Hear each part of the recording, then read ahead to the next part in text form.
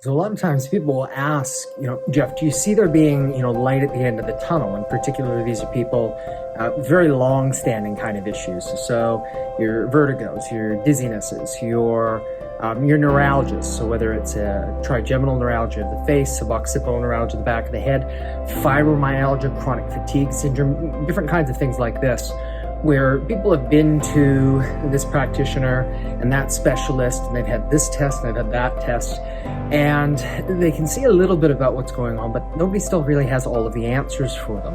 And they ask, Jeff, do you see, do you think that there's light at the end of the tunnel here? And I'm honest with them, and I say the answer is no. But the reason for that is because the question is wrong. See, if it was a straight line, simple tunnel, like this, somebody smarter than me would have been able to figure it out by now. You'd be able to see exactly what's going on. But the reality with so many of these different kinds of functional conditions where there is more than one thing going on and they're all contributing is that this is not a tunnel. This is a maze. And it's a maze where you have to navigate your way through the dark. And so as you do that, you're going to be taking right turns. You're also going to be taking wrong turns.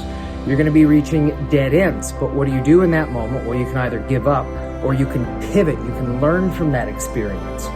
And it's challenging. It's frustrating because you wonder, when is this ever going to end? Now, is there light at the end? Yes.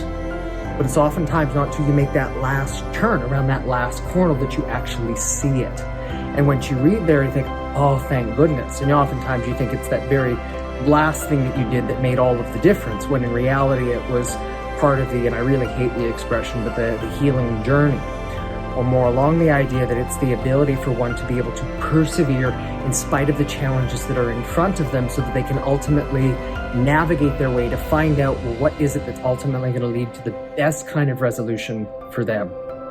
And so while I would like to say it's going to be, straightforward, simple, easy, reality is when people have been dealing with long-standing kind of issues, they know in the very beginning that it's not going to be simple. Again, as I said, if that's the case, somebody way smarter than me would have been able to figure out what's going on for them before that.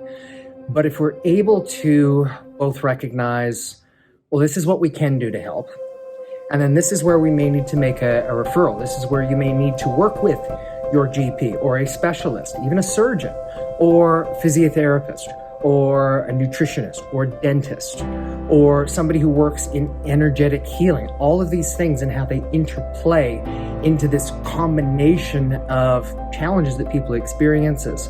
By learning and taking one step at a time and recognizing that there's got to be changes as we're going along here too, we can help to navigate people out of this way so that they can ultimately reach that, end goal that they're oftentimes looking for and so desperately want to be able to find.